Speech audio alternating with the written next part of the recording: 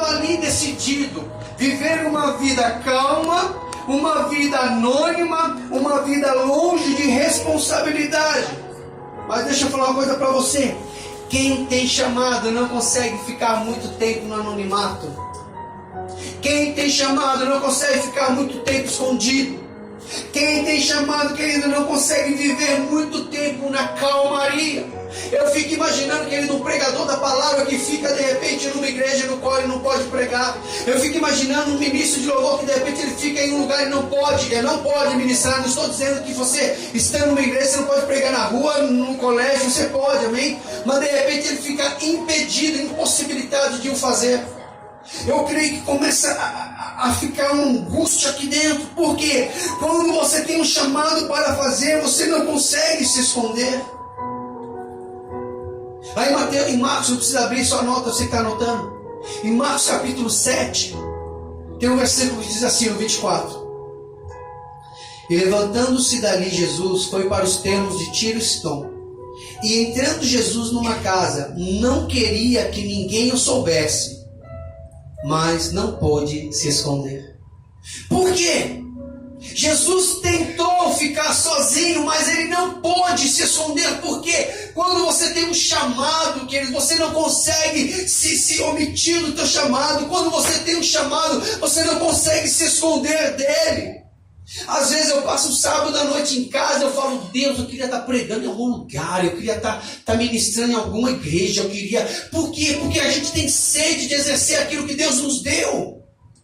Porque quando você recebe, você tem convicção daquilo que Deus deu para você, você faz questão de exercer, de executar.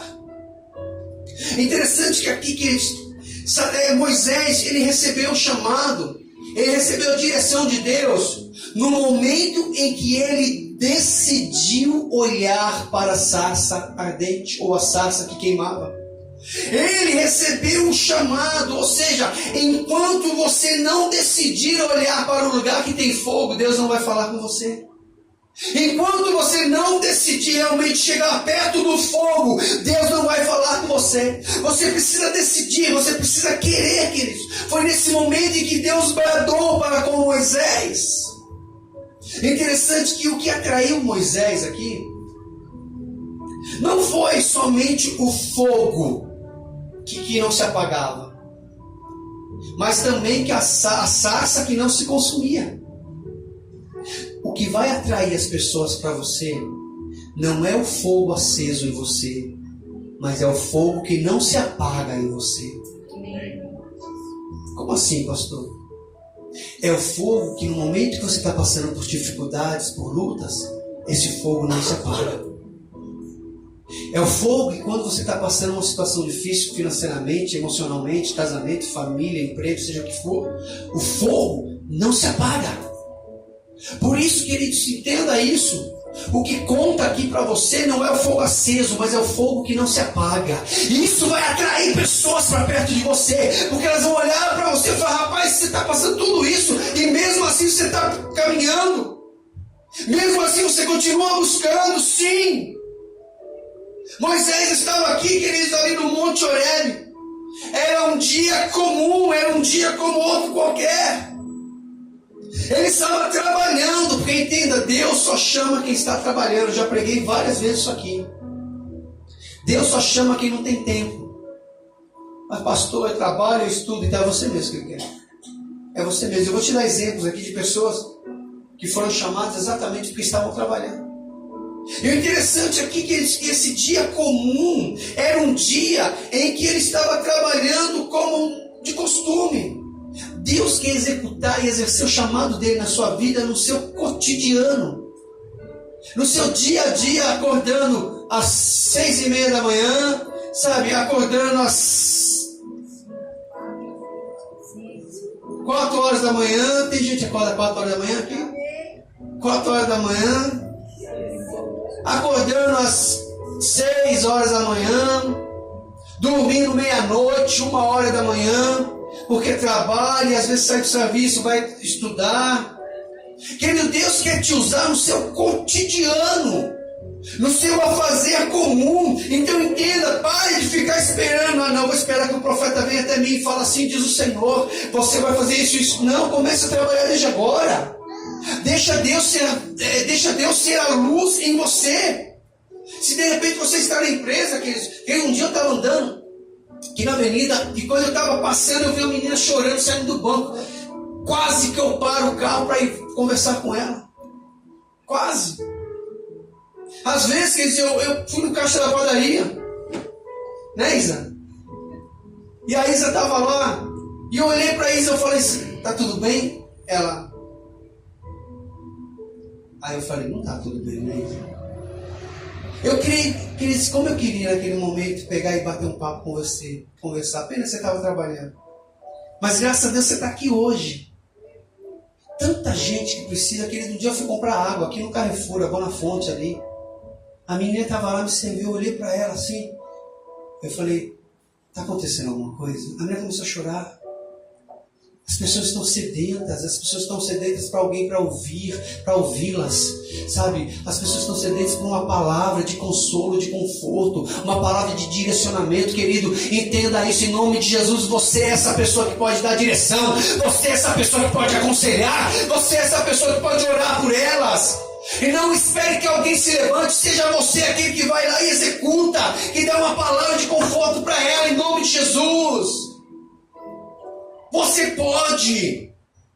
O seu dia a dia Deus quer usar de uma forma sobrenatural.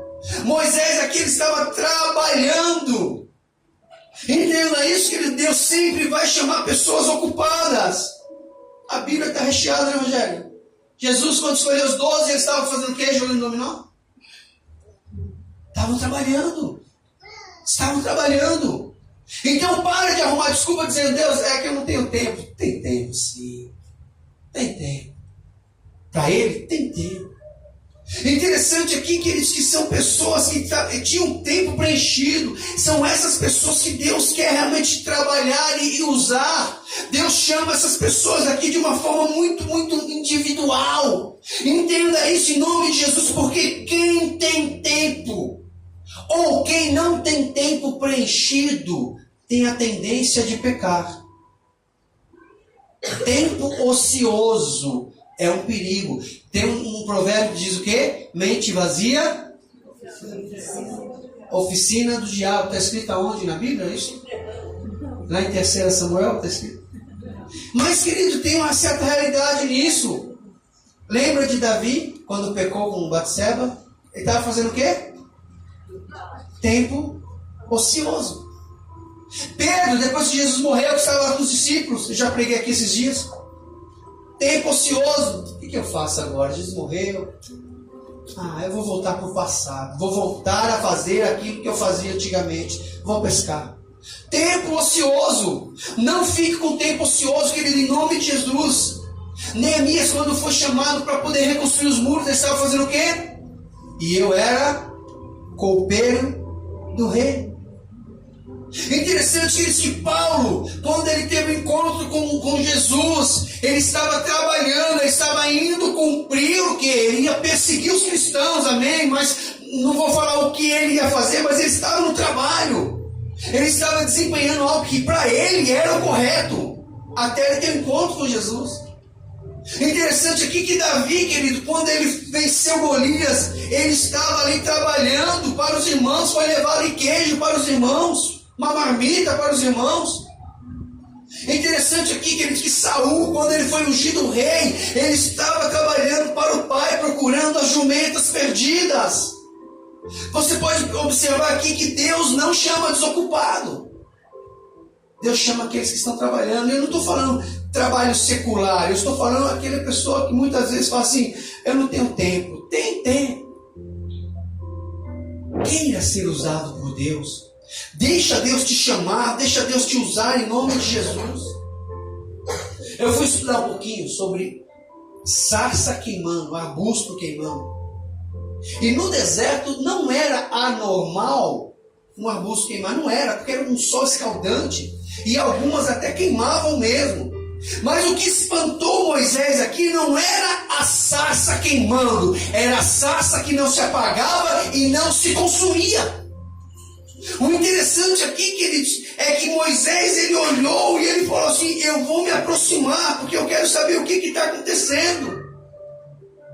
Você não pode deixar a sarça, ou melhor, você não pode deixar o fogo se apagar na tua vida, porque o fogo na tua vida é o que vai atrair a atenção das pessoas para contigo.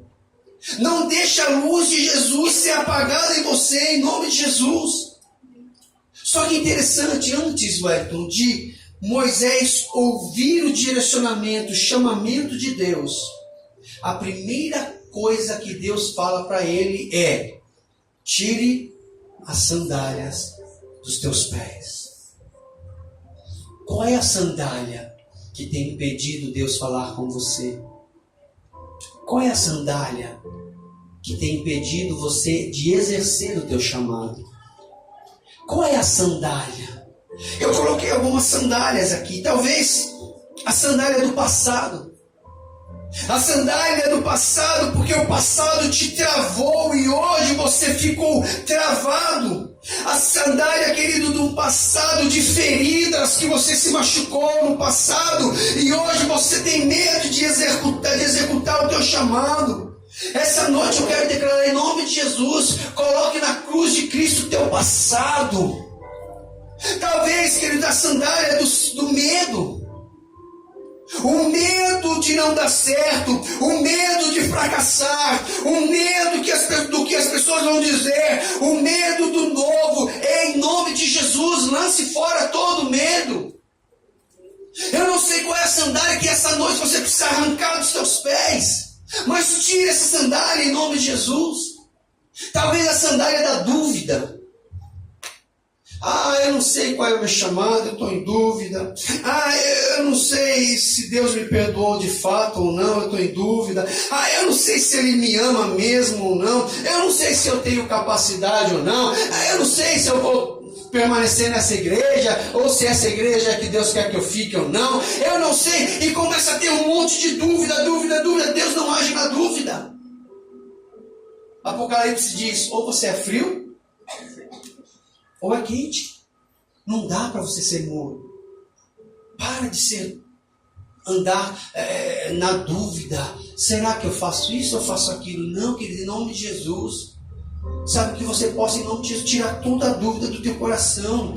Para e pensa: qual é a sandália que tem impedido de você executar o teu chamado?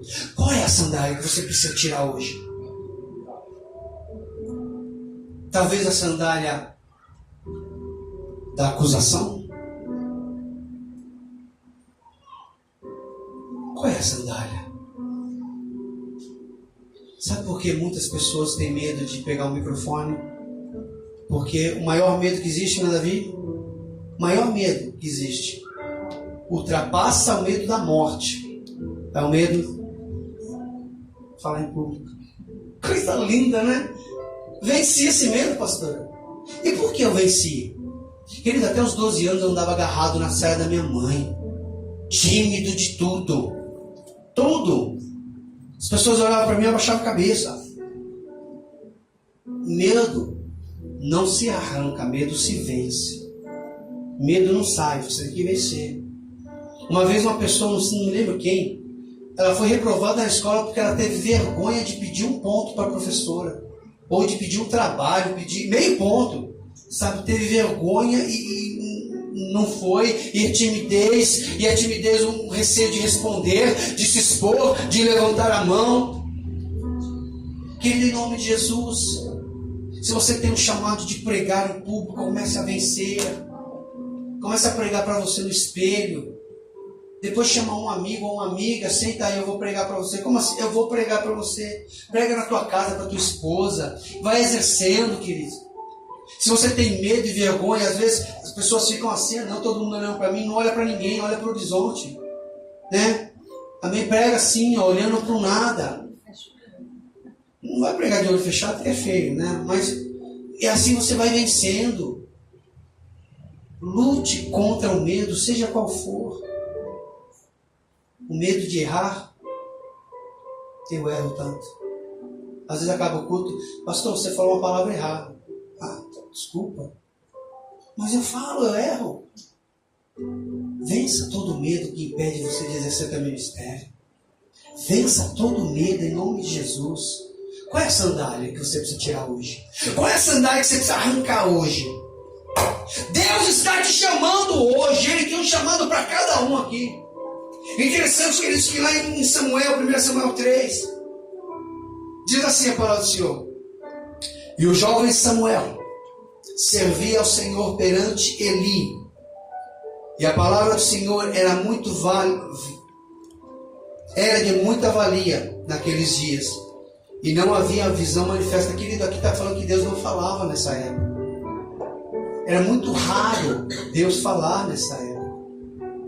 E sucedeu que naquele dia, que estando Eli deitado no lugar, e os seus olhos começavam a escurecer, pois não podia ver, e estando também Samuel já deitado, antes que a lâmpada de Deus se apagasse no templo do Senhor, onde estava a arca de Deus, o Senhor chamou a Samuel, e Samuel lhe disse: eis-me aqui. Querido, aqui esse texto está dizendo: a lâmpada de Deus estava se apagando, o fogo estava se apagando. Querido, em nome de Jesus, Deus está chamando você hoje, antes que o fogo se apague. Não deixe o fogo se apagar.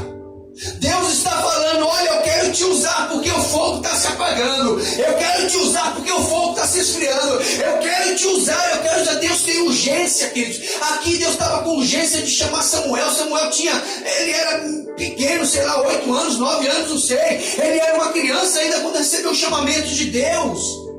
Ele tinha pressa de usar. Deus tem pressa de usar você. Ele está te chamando. Ele está falando com você faz tempo através de sonhos. Você ainda não se ligou.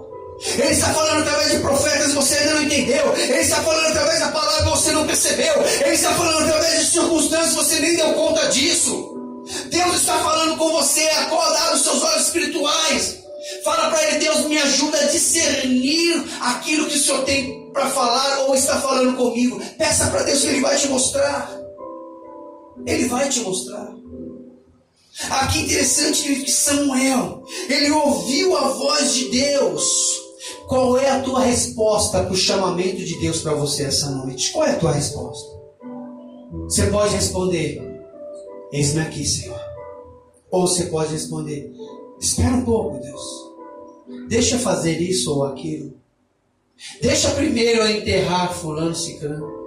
Deixa primeiro eu fazer... Ei, queridos, diga para Ele: Senhor, eu não sei, eu não sou capaz, mas se o Senhor está me chamando, é porque o Senhor vai me ajudar, é porque o Senhor vai me capacitar. Essa noite Deus está te chamando, e Ele não chama desocupado. Aqui o versículo 1 diz: e o jovem Samuel servia ao Senhor perante Eli. Está entendendo que é você que Ele está chamando essa noite? Para de fugir, para de se esconder. Deus está nessa noite te chamando. Não deixe a lâmpada se apagar. Interessante que lá em Mateus capítulo 25 nos fala a parábola das 10 virgens. Essas 10 virgens, queridos, todas elas tinham lâmpadas. Todas elas eram virgens. Todas elas aguardavam e esperavam o noivo. Estávamos falando agora, né, lá em cima na sala de intercessão, que a Bíblia fala que nós não saberemos o dia e a hora que Jesus vai voltar, de fato. Mas ela fala que nós entenderemos o tempo em que Ele vai voltar. As noivas aqui, as 10 virgens, elas não sabiam o horário exato que Ele voltaria, mas sabiam que Ele já estava voltando, por isso estavam aguardando. Hoje, nós não sabemos o dia que Ele vai voltar, mas nós já entendemos que Ele já está voltando. Eu tive uma visão sobrenatural há uns 10 dias atrás sobre a volta de Cristo. Essa semana eu ouvi pastores relatando no Facebook, etc., sobre a volta de Cristo. Dia 23 estão dizendo que Jesus vai voltar, é isso? Que Jesus volta dia 23 de setembro? Está falando que Jesus volta dia 23 de setembro, que é o alinhamento das estrelas, é isso? Aquele que casou, casou.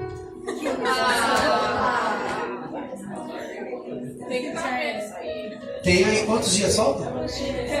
6 dias. 6 dias. Você acha que Jesus volta dia 23 de setembro? E se ele voltar hoje à noite?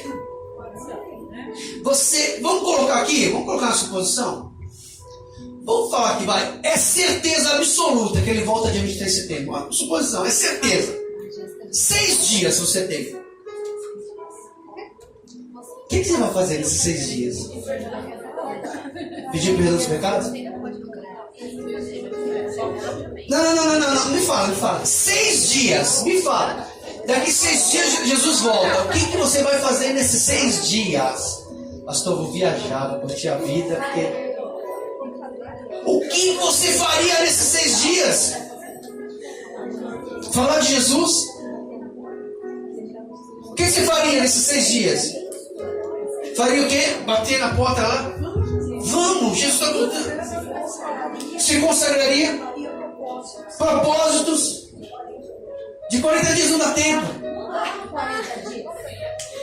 O que você faria, Aura? O que você faria, Manu?